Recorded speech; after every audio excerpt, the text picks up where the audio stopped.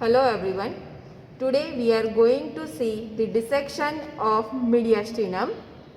So this is the anterior thoracic wall which is formed in the midline by the sternum and on each side by the ribs, and in between the ribs there are intercostal muscles. So to see the mediastinum, we have cut this anterior thoracic wall from the mid-axillary line. So after cutting the wall from the mid-axillary line, now we are reflecting this downward.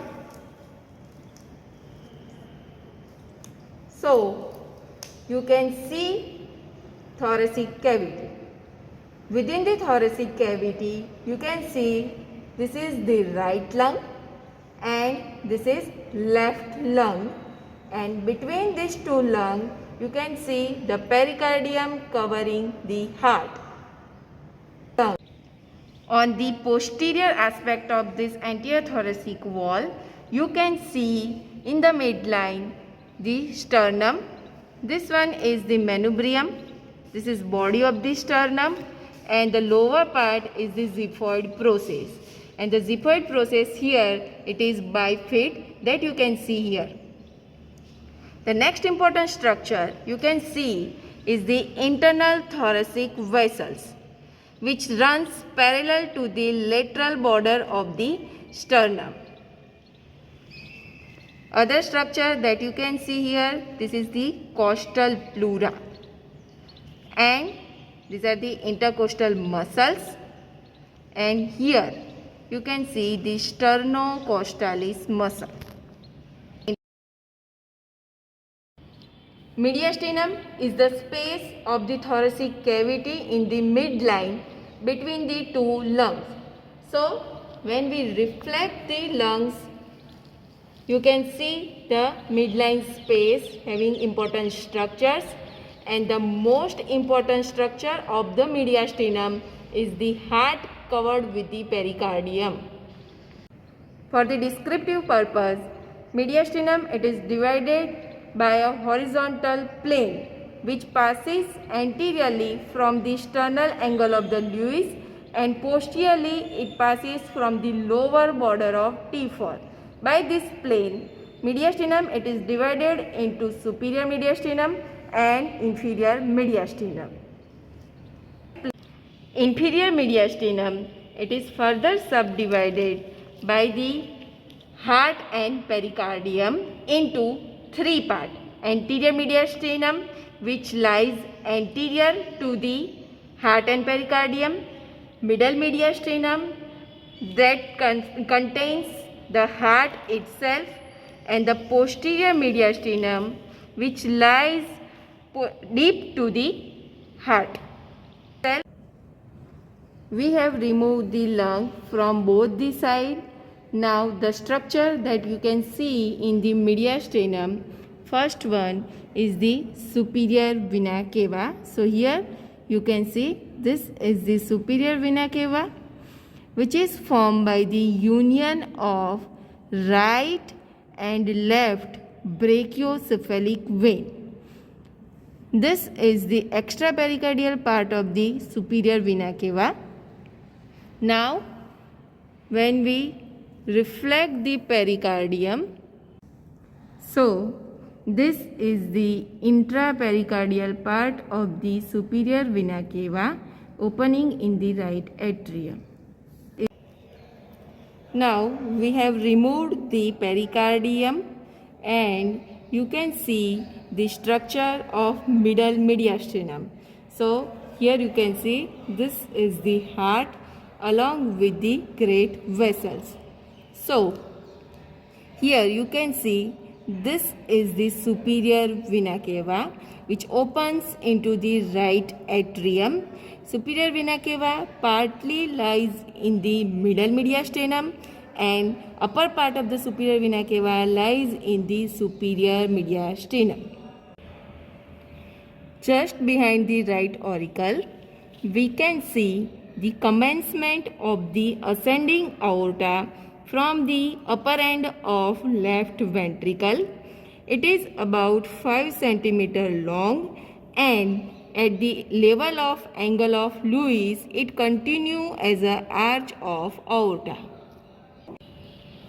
Arch of aorta begins at the sternal angle on the right side, and then it runs upward, backward and to the left, and then it runs downward behind the left bronchus. So here you can see this is the left bronchus, and behind the left bronchus the arch of aorta runs, and it ends by continuing as a descending thoracic aorta at the level of sternal angle on the left side.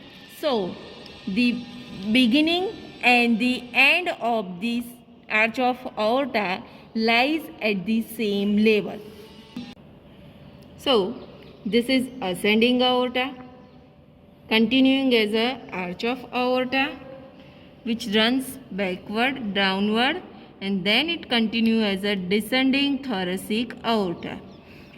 Descending thoracic aorta lies in the posterior mediastinum, and then it enters into the abdominal cavity by passing through the opening in the diaphragm. Branches of the arch of aorta are: first branch is brachiocephalic trunk on the right side, which further divide into right common carotid artery and right subclavian artery. Next branch of the arch of aorta is the left common carotid artery, and the next branch is the left subclavian artery. And these branches, they are part of the superior mediastinum.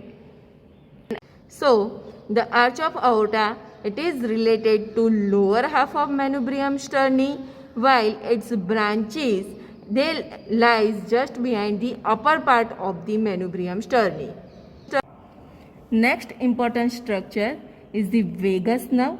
So this is the left vagus nerve which runs in front of the arch of aorta.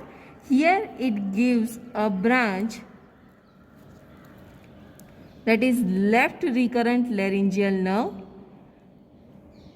So here you can see this is the left recurrent laryngeal nerve which winds round below this arch of aorta. Then it takes its recurrent course and it runs in the tracheoesophageal groove and it runs towards the neck. So here you can see again the recurrent course of the recurrent laryngeal nerve. Then the vagus nerve, it runs behind the root of the lung and it gives many branches to form the cardiac and pulmonary plexus. Next important structure that you can see is the phrenic nerve and pericardiophrenik vessels which runs between the heart and the lung of the respective side in front of the root of the lung. After removing right-sided lung, now you can see the superior vena cava opening into the right atrium. Here in the superior vena cava, the vein which is opening here, that is azygous vein.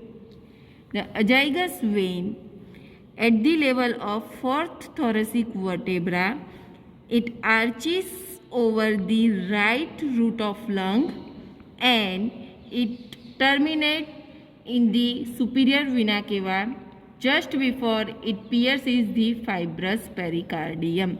So here you can see this is the arch of azygous vein, and the tributary of it that you can see, that is the right superior intercostal vein, which is formed by the union of second, third and fourth posterior intercostal vein. Now we have removed the heart. So here you can see after removal of heart, the important structure that you can see, that is the trachea, bifurcation of the trachea.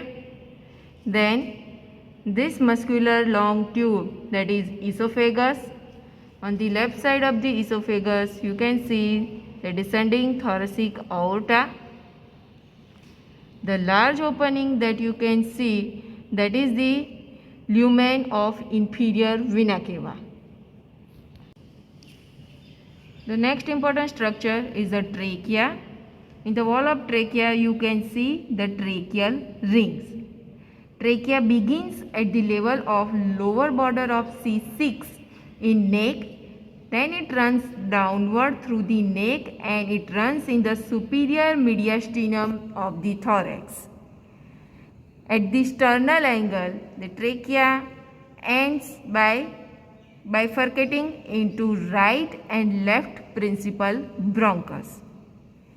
The bifurcation of the trachea lies at the level of lower border of T4 in case of cadaver and in supine position, but this level may extend downward in case of living and in the standing position. Trachea usually lies in the midline, but near its termination it deviates slightly to the right. The trachea bifurcates into right and left principal bronchus. The right bronchus is wider, shorter, and it is more in line with the trachea, while the left principal bronchus, as compared to the right bronchus, it is longer, narrower, and more oblique. Behind the trachea, you can see a long muscular tube that is known as the esophagus. Esophagus starts in the neck at the lower border of the C6. It runs downward, and in the thorax it runs in the superior mediastinum as well as in the posterior mediastinum. Initially in the superior mediastinum, esophagus runs behind the trachea and behind the arch of aorta that we have removed. Then in the posterior mediastinum, in the upper part, esophagus runs in front of the vertebral column and on the right side of the descending thoracic aorta. But in the lower part, it deviates slightly to the left at the level of T8 and T9, and it lies in front of this descending thoracic aorta.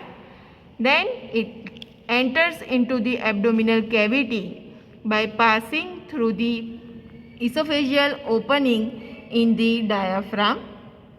So, you can see this fibromuscular partition, that is the diaphragm, having right and left dome of the diaphragm, which forms the partition between the thoracic and the abdominal cavity. Here you can see the trachea, which is bifurcating into two bronchus. Behind the trachea, the long muscular tube, that is the esophagus. On the left side of the esophagus, you can see descending thoracic aorta.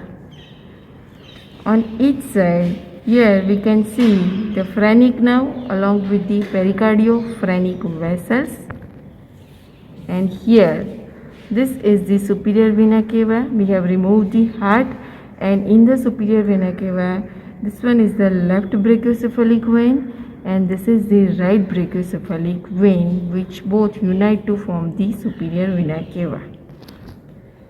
Between the esophagus and descending thoracic aorta, here we can see a white beaded appearance structure, that is the thoracic duct. Thoracic duct, it is a large lymphatic duct that drains the most of the chyle and the most of the lymph of the body into the bloodstream. it is beaded in appearance. It begins at the upper end of the cisterna chyli, at the lower border of the T12 in the abdomen. Then it enters into the thoracic cavity through the aortic opening along with the aorta and the azygous vein. Here in the thoracic cavity, it runs in the posterior mediastinum in front of the lower vertebra, just behind the esophagus. So when we keep this esophagus on the side, here we can see this is the azygous vein which lies on the right side of the thoracic duct, and the descending thoracic aorta which lies on the left side of this thoracic duct. So it runs in the posterior mediastinum behind the esophagus. Then at the level of T5, it inclines to the left. So here at the level of T5, it inclines to the left and it runs along the left edge of the esophagus, and here it runs in the superior mediastinum. So this is the arch of aorta. To see the thoracic duct clearly, we have reflected it. So here along the left edge of the esophagus, we can see the thoracic duct, and it enters into the root of the neck. Here first it arches laterally at the level of the transverse process of C7, and then it turns downward. So here you can see this is the left brachiocephalic vein, which is formed by the left internal jugular vein and the left subclavian vein, and at the junction of these two veins the thoracic duct terminates. So this is the thoracic duct. So it runs first laterally, then it arches downward to open at the junction of the left internal jugular vein and left subclavian vein. So here you can see the termination of the thoracic duct. Next structure that we can see is the azygous vein. So here you can see this is the azygous vein. It enters in the thoracic cavity via passing through the aortic opening. Here it is accompanied by the thoracic duct and the descending thoracic aorta. So on the left side of the azygous vein lies the thoracic duct, descending thoracic aorta. Here in the posterior mediastinum, it runs in front of the lower thoracic vertebra. Then at the level of T5, it arches forward over the root of the right lung, and it terminates by opening into the superior vena cava just before it pierces the pericardium. Now the next structure that we can see is the sympathetic chain. So here you can see a ganglionated chain that is situated on side of the vertebra, that is known as the sympathetic chain, which begins from the base of skull to the coccyx, and in the thoracic region it lies on each side of the vertebral body, and during its course it presents around 11 ganglia in its course. So this is the thoracic part of the sympathetic chain. So this completes the structure of the mediastinum. Thank you.